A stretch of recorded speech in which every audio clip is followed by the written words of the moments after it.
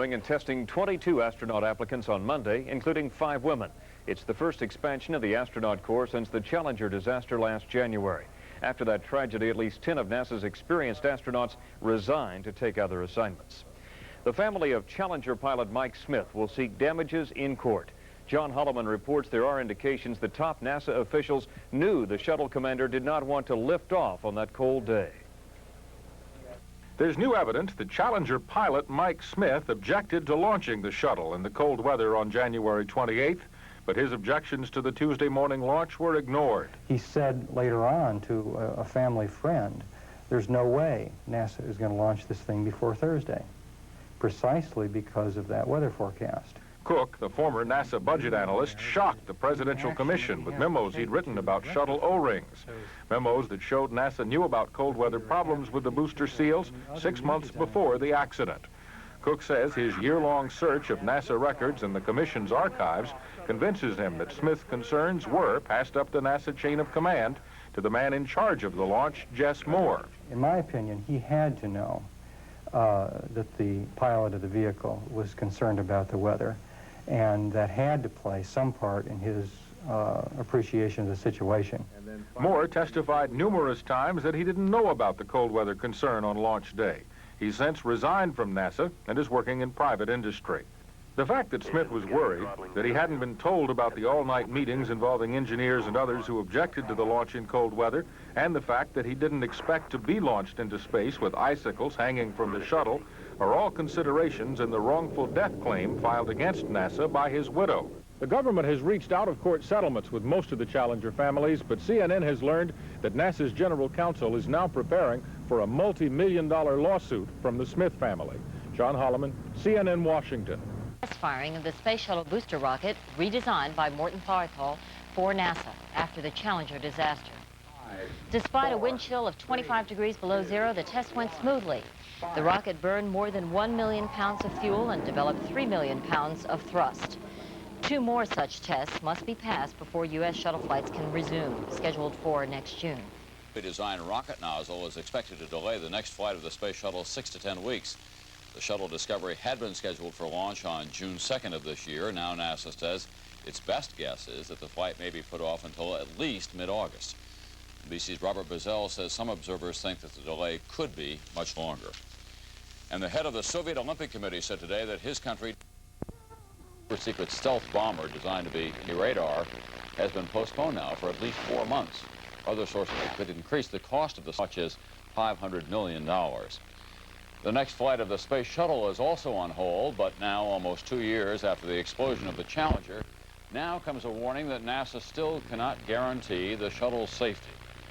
NBC's Robert Bazell reports tonight that an internal report prepared by a NASA safety committee says the space agency has failed to make safety its top priority.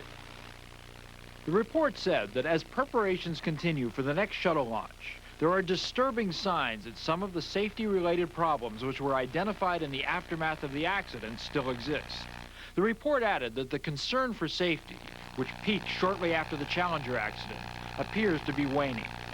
NASA officials played down the importance of the report, which they made public only after portions were leaked to the Atlanta Constitution. Well, you have to keep in mind that the report is an old report. The report was essentially started in November of '86. Liftoff of the... But that start was more than 9 months after the Challenger explosion. The report was finished last August, more than 1.5 years after the accident. The defect in the booster rocket, discovered during this test, will delay the next launch from its scheduled date next June until at least mid-August, and probably later. But many NASA employees say the delay still does not allow time to check the entire shuttle system for safety. There is a tension within the agency because of the clear need to get the shuttle program going again. I think there are those that wish to fly as soon as possible, and those other more cautious engineers. I'm sure we've reached the right balance. The officials insist that NASA is doing everything possible to guarantee safe flights. Quality, safety, reliability will not be compromised in any way knowingly.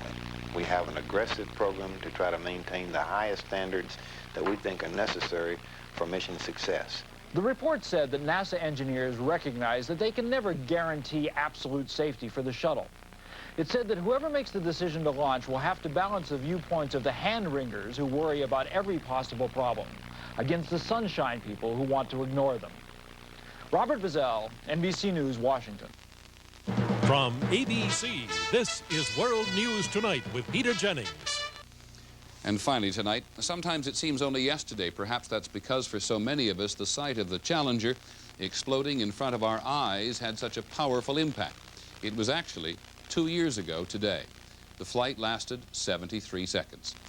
At Cape Canaveral today, a reminder that Challenger was launched at 11:38 in the morning. They lowered the flags to the half-staff, and for 73 seconds, silence. 6 months from now, the space agency hopes to fly again. In the wake of the Challenger disaster, the bulk of reporting has been about the equipment, the rocket boosters, the faulty seals.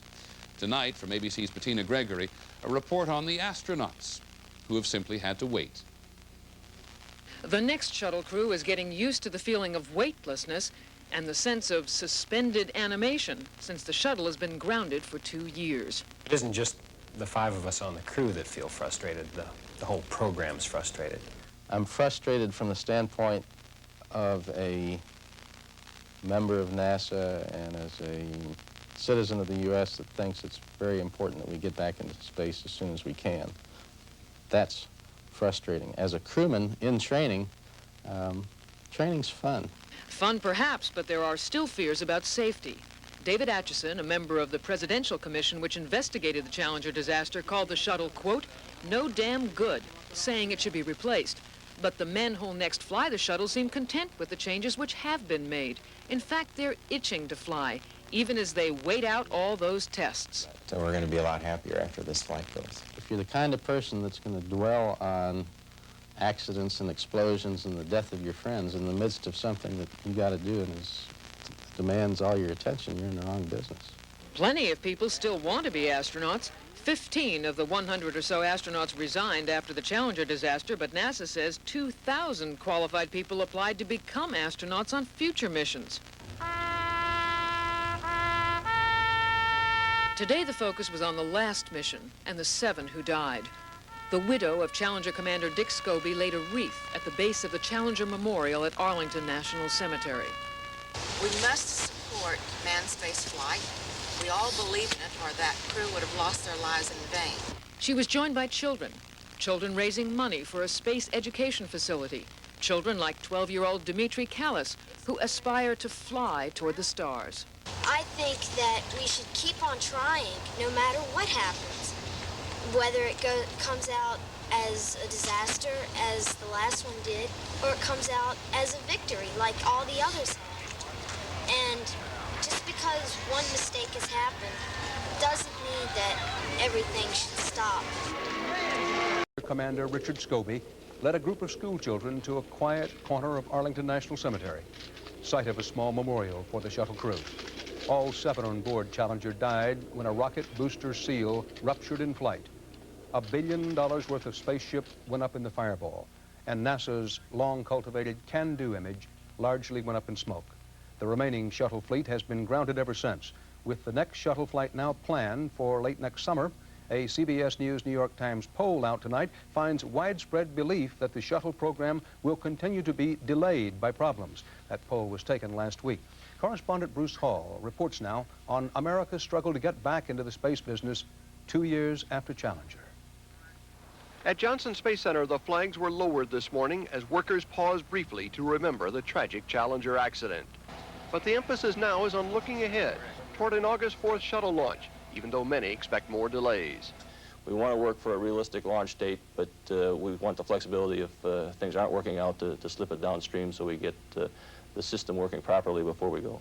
The extensive new safety tests have revealed a host of minor problems, raising concern NASA may be going overboard trying to eliminate all risk. You never eliminate risk. And so we have to be very careful that we don't keep finding little things that are going to keep us from flying. Many of those involved in the space program complain about the lack of direction, leadership, and long-range goals on the part of both NASA and the Reagan administration. The problem is that there have been a number of recommendations to the White House on what our long-range goals ought to be, and for one reason or another, the White House hasn't acted on those. This has prompted a fierce policy battle over NASA's role in long-term space development. The battleground may be the space station, the huge permanently manned facility that would cost $15 to $20 billion and not be ready until near the turn of the century. Meanwhile, a private company, Space Industries of Houston, says if the government would divert money from NASA, it would build a small space station using off-the-shelf material at a cost of only about $700 million, and it could be in orbit in 3 years. The giant aerospace companies are also aggressively moving toward establishing their own rocket launches, taking over the commercial business from NASA's shuttle. I think the future of private enterprise in space is just fantastic. I see a new kind of entrepreneurship. I see a new kind of exploration occurring on the frontier by the same kind of people who took over and developed the new world. The battle over the U.S. role in space and who will take part may be decided by the end of the year. But for now, everything hinges on getting the shuttle into orbit and the tragedy behind us. Bruce Hall, CBS News, Johnson Space Center.